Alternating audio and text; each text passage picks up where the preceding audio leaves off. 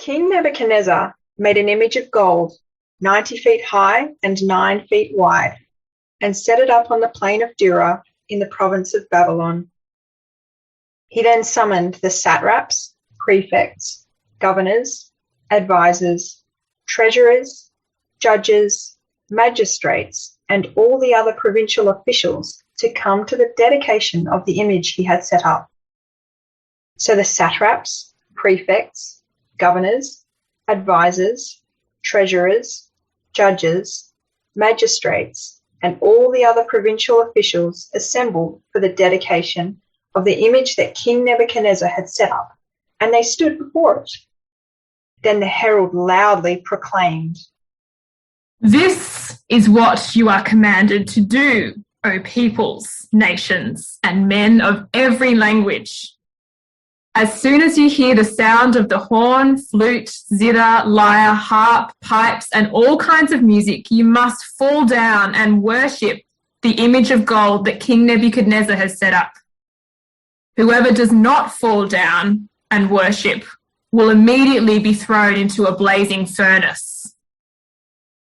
Therefore, as soon as they heard the sound of the horn, flute, zither, lyre, harp, and all kinds of music, all the peoples, nations, and men of every language fell down and worshipped the image of gold that King Nebuchadnezzar had set up. At this time, some astrologers came forward and denounced the Jews. They said to King Nebuchadnezzar, "May the king live forever. Your Majesty has issued a decree that everyone who hears the sound of the horn, the flute, the zither, the lyre, the harp, the pipe, and all kinds of musics must fall down and worship the image of gold, and that whoever does not fall down and worship will be thrown into a blazing furnace. But there are some Jews whom you have set over the affairs of the province of Babylon, Shadrach, Meshach, and Abednego. Pay no attention to you, your Majesty. They neither serve your gods nor worship the image of gold you have set up." Furious with rage, Nebuchadnezzar summoned Shadrach, Meshach, and Abednego. So these men were brought before the king, and Nebuchadnezzar said to them, "Is it true, Shadrach, Meshach, and Abednego, that you do not serve my gods or worship the image of gold I have set up? Now, when you hear the sound of the horn, flute, zither, lyre, harp, pipe, and all kinds of music, if you are ready to fall down and worship the image I made, very good. But if you do not worship it, you will be thrown immediately into a blazing furnace. Then what God will be able to rescue you from my hand?" Shadrach, Meshach, and Abednego replied to the king, "O Nebuchadnezzar, we do not need to defend ourselves before you in this matter. If we are thrown into the blazing furnace, the God we serve is able to save us from it, and he will rescue us from your hand, O king.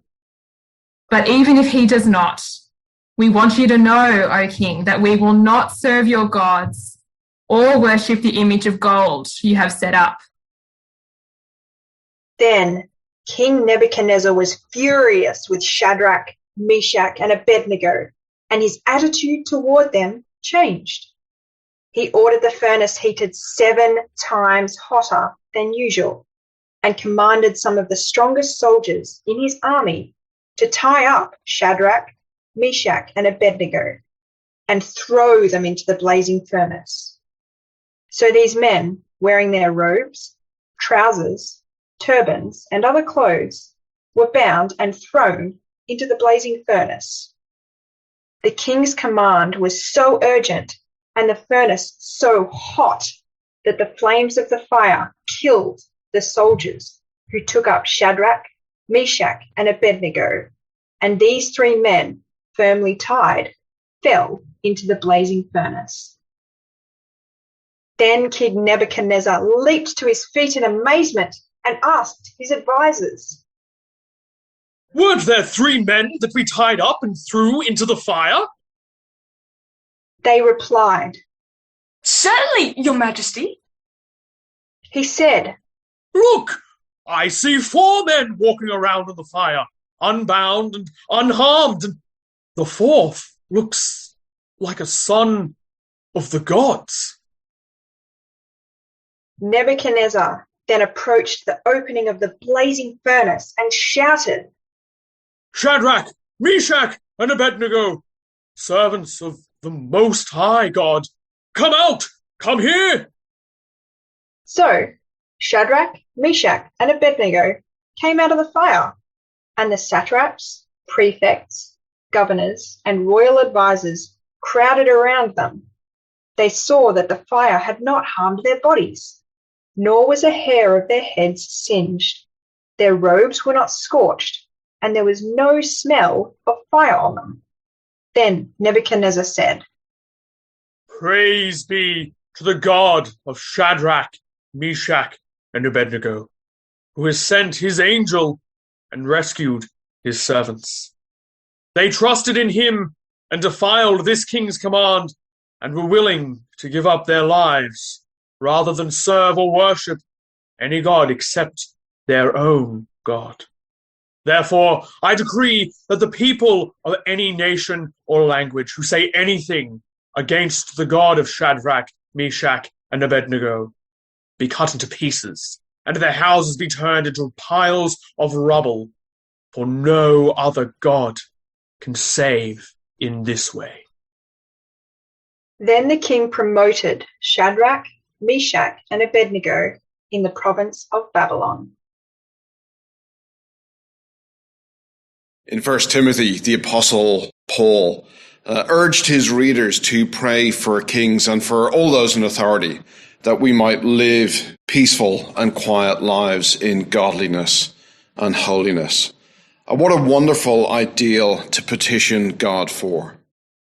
But we do well to remember that Jesus often cautioned his followers about being naively optimistic. And he was right to do so, because peaceful and quiet lives have not and will not always be the case for God's people. And whether on an individual or a national scale, things can deteriorate rapidly. And in fact, the question, are you prepared to die for what you believe, occurs and reoccurs with sobering frequency.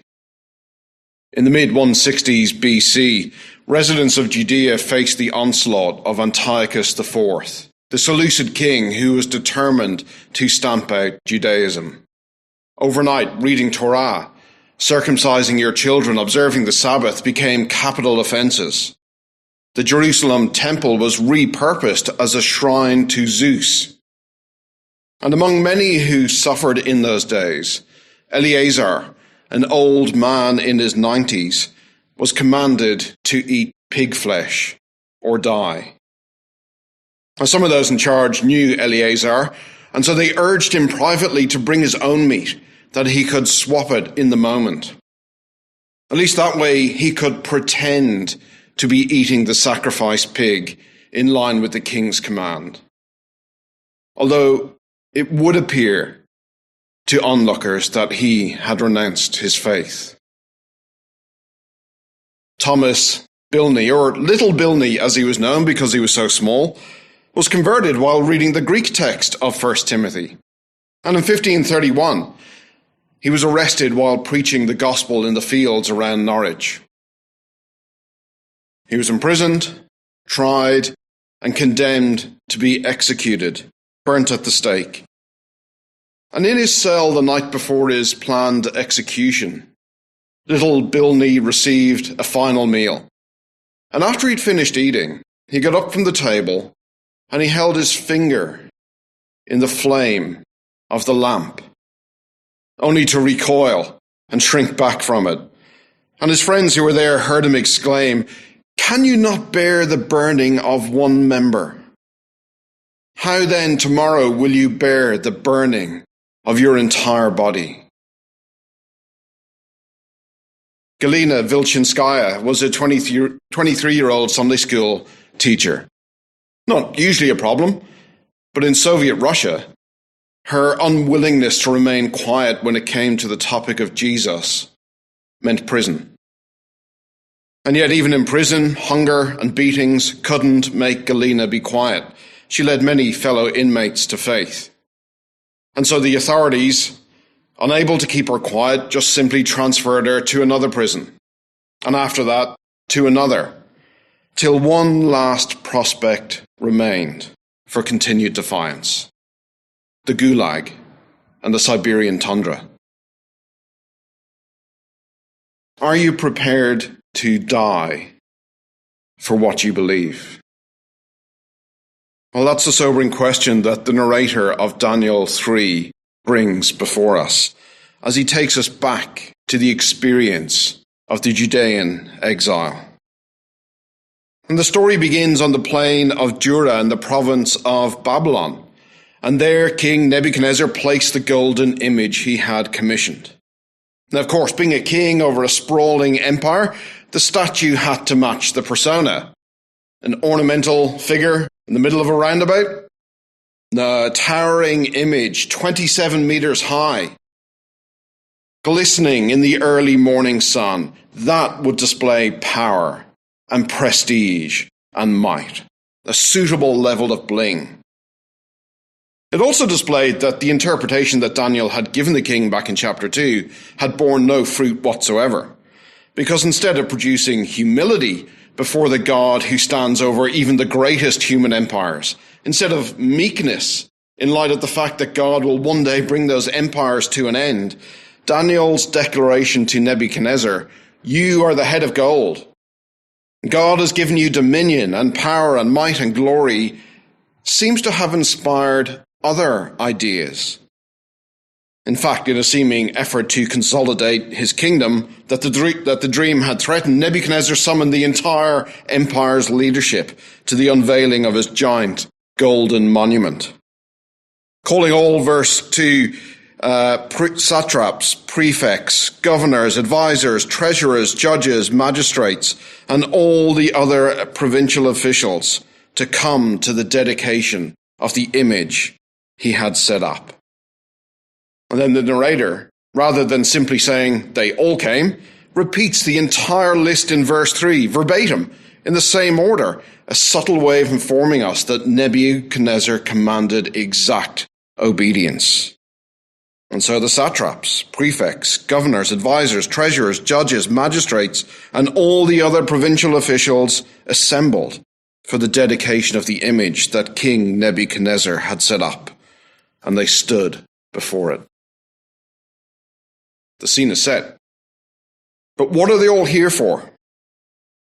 Well, a herald stands and proclaims, "This is what you are commanded to do, O peoples, nations, and men of every language."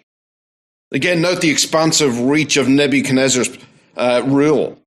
All peoples, nations, and men of every language have assembled, not just for a fun cultural exchange and then a state-sponsored brunch and a dip in the Euphrates. No, Nebuchadnezzar has other intentions. The herald continues. "As soon as you hear the sound of the horn, flute, zither, lyre, harp, pipes, and all kinds of music, you must fall down and worship the image of gold that King Nebuchadnezzar has set up. Whoever does not fall down and worship will immediately be thrown into a blazing furnace." Now more sinister motivations begin to emerge. This gathering will be a test of loyalty, an opportunity to publicly kiss the ring, or else. And again, signaling Nebuchadnezzar's unrivaled power in unison as soon as they heard the sound of the horn, flute, zither, lyre, harp, and all kinds of music, all the peoples, nations, and men of every language fell down and worshipped the image of gold that King Nebuchadnezzar had set up. But what about Daniel? What about the three friends? Surely they're among the satraps and governors and advisors who have gathered. Are they also lying prostrate in the dust of Dura? Or could it be in the midst of such a large crowd, all getting up and down, it's a little bit hard to clearly see what each individual person is doing? Maybe they can manage not to draw attention to themselves. Maybe they'll slip through okay. But tyrants have a track record of being intensely paranoid. Always wondering who might be plotting their downfall, always looking to spot dissent. And that tends to bring out the worst in subordinates. Like the eye of Sauron in Lord of the Rings, their gaze is always on someone, so perhaps the best you can do is make sure they're not looking at you. And so, in a classic move in verse 8, at this time some astrologers came forward and denounced the Jews. They said to King Nebuchadnezzar, "O king, live forever. You have issued a decree, O king, that everyone who hears the sound of the horn, flute, zither, lyre, harp, pipes, and all kinds of music must fall down and worship the image of gold, and that whoever does not fall down and worship will be thrown into a blazing furnace." Now note the care to repeat the king's edict word for word. Everyone knows that you need to tread carefully around monarchs who wield absolute power, lest you end up in an unmarked grave somewhere in the Mesopotamian wilderness. Now, as for Daniel, well, it seems he's too risky a target. After that whole dream interpretation episode, Daniel is enjoying the king's favor, living at the king's court, at least for now. But verse 12, there are some Jews whom you have placed over the affairs of the province of Babylon, Shadrach, Meshach, and Abednego, who pay no attention to you, O king. They neither serve your gods nor worship the image of gold you have set up. Threefold charge. And it's difficult to know what provokes Nebuchadnezzar's ire the most. Not serving his gods, not bowing down to the image, or the fact that these three men pay him, the King of Kings, no attention whatsoever. But furious he is, and the Jewish men are summoned. Now, the narrator has been slowly zooming into this moment, reducing his field of focus step by step from the peoples and nations of verse 4 to the Jews in verse 8, to some of the Jews in verse 12, to Shadrach, Meshach, and Abednego, who are no longer just anonymous faces in the crowd, but are now exposed, their names known by the king, left with nowhere to hide. And so in verse 14, Nebuchadnezzar said to them, "Is it true, Shadrach, Meshach, and Abednego, that you do not serve my gods or worship the image of gold that I have set up? Is it true?" And maybe this is sheer incredulity. I mean, surely nobody in their right mind would defy this king's authority. Or maybe Nebuchadnezzar still had some lingering doubts about the astrologers. I mean, they hadn't exactly come through in the whole dream interpretation before. But either way, Nebuchadnezzar holds up a get-out-of-jail card. A second chance to prove loyalty. Opportunity to smooth over things. In verse 15, he says, "Now when you hear the sound of the horn, flute, zither, lyre, harp, pipes, and all kinds of music, if you are ready to fall down and worship the image I made, very good. But if you do not worship it, you will be thrown into a blazing furnace." And that's not an idle threat. Jeremiah 29 remembers that Nebuchadnezzar liked to roast people in the fire. And then he concludes and he says, "Then what God will be able to rescue you from my hand?" And here's the central moment in the whole story. the moment when internal resistance is no longer enough. Remember when Derek preached on chapter 1 a couple of weeks ago, we observed how the mighty Babylonian Empire stamped its ownership on Daniel and his friends as it put new names on them. And yet how Daniel, in that very same moment in the next verse, put it on his heart not to defile himself with the king's food, maintaining internal allegiance to Yahweh, despite all the external efforts to produce conformity and control. Daniel and his friends, a group whose inner lives refused to submit.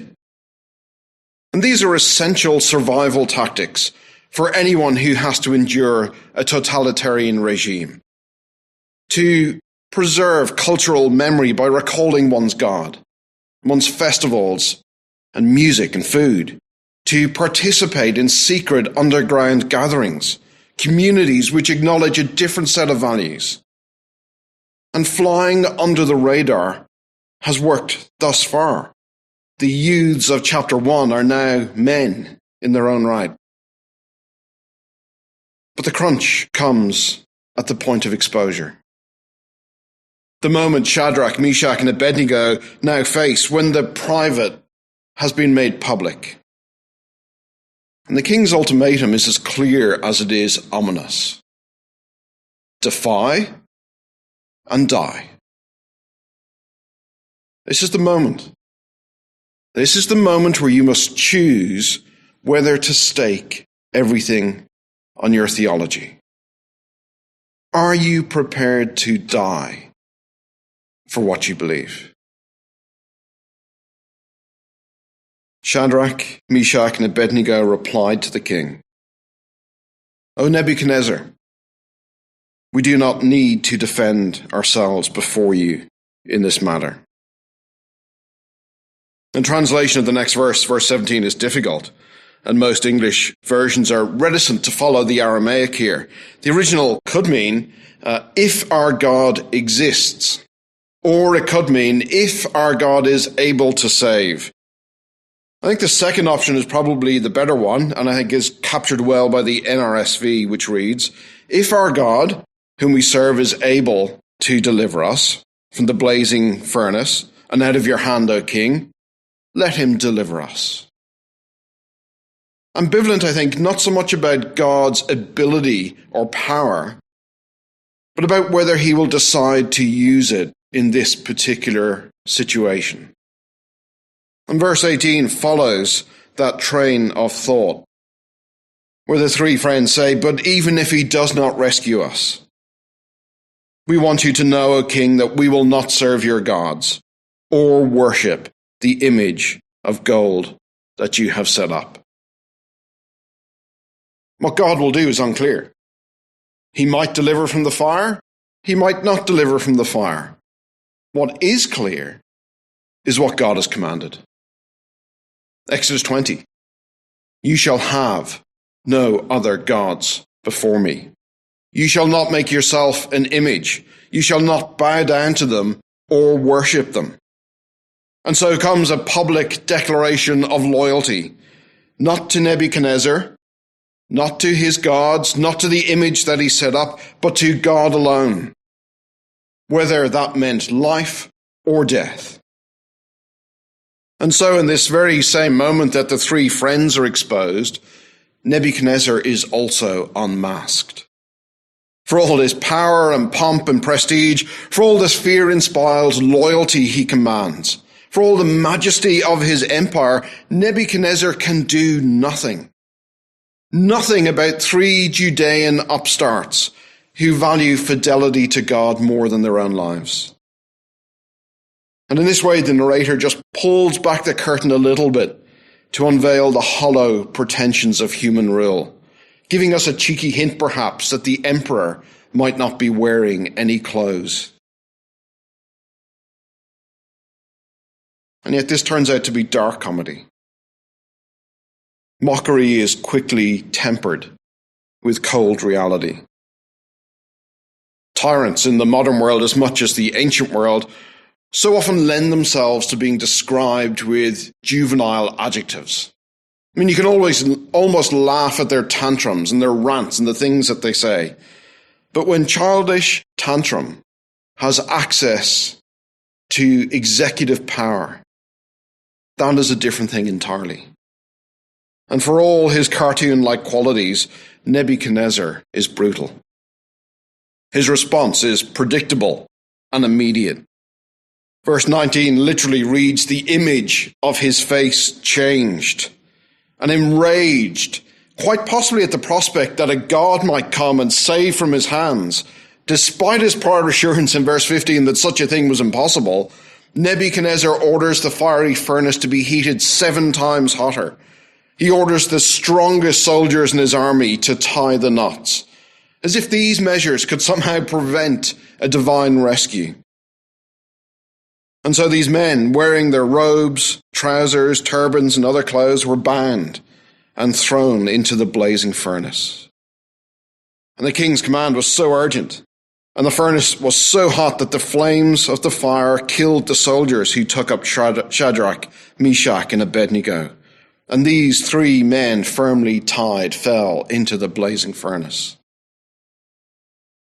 And then, against all expectations, verse 24, King Nebuchadnezzar leaped to his feet in amazement and asked his advisors, weren't there 3 men that we tied up and threw into the fire?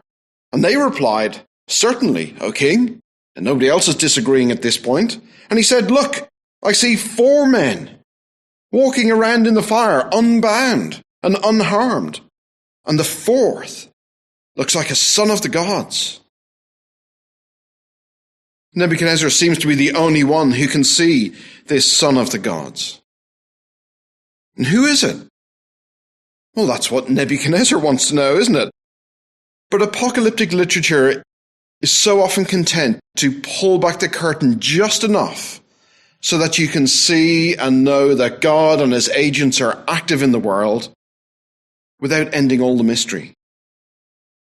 A figure appears, but note, not to rescue Shadrach, Meshach, and Abednego from going into the fire, but to preserve them in the midst of the fire.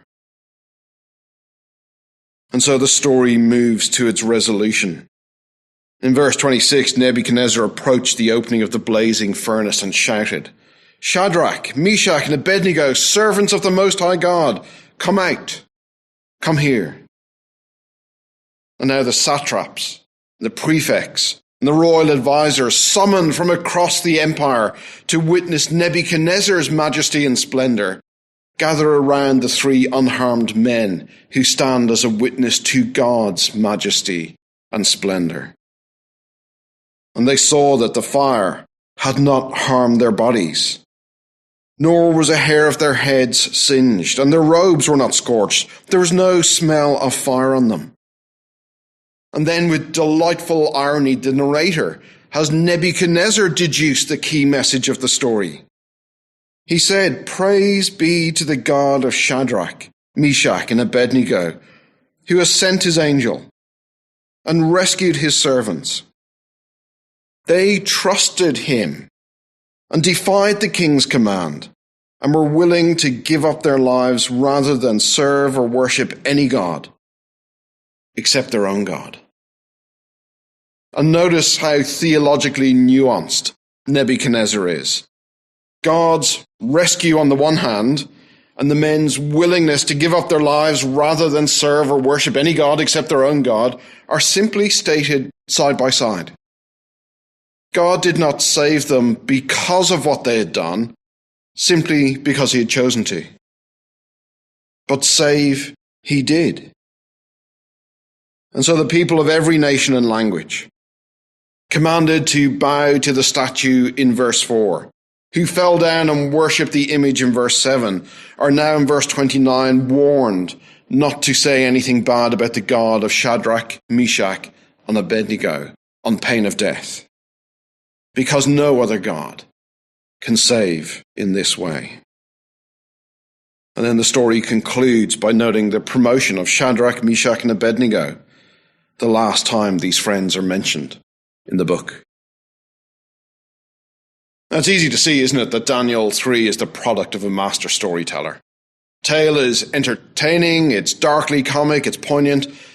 And like all good stories, Daniel 3 succeeds in creating a vivid portrait of an alternative world, forming a space in our imagination where we can picture tyrant-defying followers of God who would rather surrender their lives than give up on their commitment to Yahweh. And yet by retelling real-world events, the narrator collapses the distance between the plains of Dura and his readers. This is no fantasy novel being played out on an alien landscape. This is no fairy tale filled with myth and magic, but a moment in the past where 3 Judean men defied a king by refusing to worship the image he had made. And if that happened in the world that we can see and know and touch, it can happen again in our time and in our place. The narrator wants his readers to imagine themselves doing something similar. In fact, this portrayal of faithfulness to the point of death begins to question our willingness, our preparedness to follow suit. Are you willing to die for what you believe? And yet this situation in Babylon seems so extreme. A towering golden statue, the summoning of all peoples and nations and languages, a demand to worship an image, the excruciating, inevitable exposure of God's people, and the threat of imminent death. I mean, maybe this is an alien world after all, completely beyond the realm of possible experience. And so we might conclude, if only the Apostle John had not adopted this exact portrayal to help Christians prepare for similar scenarios. The apostle says in Revelation 13 that I saw another beast coming out of the earth, and he made the earth and all its inhabitants worship the first beast. He ordered them to set up an image in honor of the beast, and it could speak and cause all who refused to worship the image to be killed. And in such times, John concludes, whoever has ears, let him hear. If anyone is to go into captivity they will go. If anyone is to be killed with the sword they will be killed. This calls for patient endurance and faithfulness on the part of God's people. There's a pattern of expectation for God's people. Daniel 3 gives us insight into one particular instance. And yet, as John recognized, Daniel 3 also asks every generation of God's people, are you prepared to die for what you believe? And still, there might be some who think all of this is a bit extreme. I mean, life in Babylon with Nebuchadnezzar, sure. Maybe living in persecuted regions in the world today. Okay, I can see how that works. But doesn't Jesus set the same choice before each one of us? In Luke 9, he says, whoever wants to be my disciple must deny themselves, take up their cross daily, and follow me. Jesus says, will you come to the place of crucifixion with me? Are you prepared to die? And I wonder if our immediate response to that is, yes, I will. I wonder if we've really felt the weight of what Jesus is asking. Because there's a finality to death. It means an end to working and fruitful labor. It means a dislocation from the place where we belong, bidding farewell to family and friends and leaving future plans and dreams unrealized. Unless there's grief, unless there's a profound sense of loss, silent tears, sleepless nights, a sick feeling perhaps in the pit of your stomach, have you really counted the cost? And nor is this just a one-off moment that you can tick off the discipleship list. It keeps coming back. Because the world changes. People change. You change. And the decision must be made again. Little wonder that Jesus said, daily take up your cross and follow me. To serve and follow Jesus. What a glorious privilege. What an honor. But it will cost you your life. Are you prepared to die for what you believe? When old Eleazar was about to die under the blows, he groaned aloud and said, "It is clear to the Lord in his holy knowledge that, though I might have been saved from death, I'm enduring terrible sufferings in my body under this beating. But in my soul, I am glad to suffer these things, because I fear him." And in Norwich, on the morning of the 19th of August, 1531, little Bilney was led out to Lollard's pit. And after bidding farewell to his friends, he became the first reformer to be burnt on English soil. Galina Vilchinskaya was transported by train to the utter east of Siberia in a cattle car filled with the worst of the worst. And as the train rumbled on through the frozen vastness, the cursing, the fighting was broken by the sound of a young woman singing of her Saviour. Silence fell. Even hardened criminals turned away to hide their tears as Galina sang the gospel. And today, Galina continues to count the cost of following Christ, serving as a pastor's wife in Siberia, where once she was a prisoner of a kingdom that no longer exists.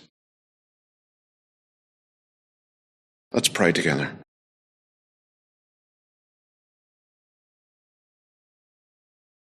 Father, this story in Daniel 3 confronts us with a really hard question. And even though we recognize that every generation of your people has had to answer it, are we prepared to die for what we believe? Lord, you know our weakness. You know how we recoil from suffering, just like little Bilney did. Help us, Father. Help us to fix our eyes on Jesus, your faithful Son, who walked this path before us, who even now walks with us, because he too experienced what it meant to count the cost, that night in the Garden of Gethsemane. And yet out of all that turmoil of soul came a steely determination to press on and to finish all that you had given him to do. May that be true of us, Lord, in our time and in our place. Amen.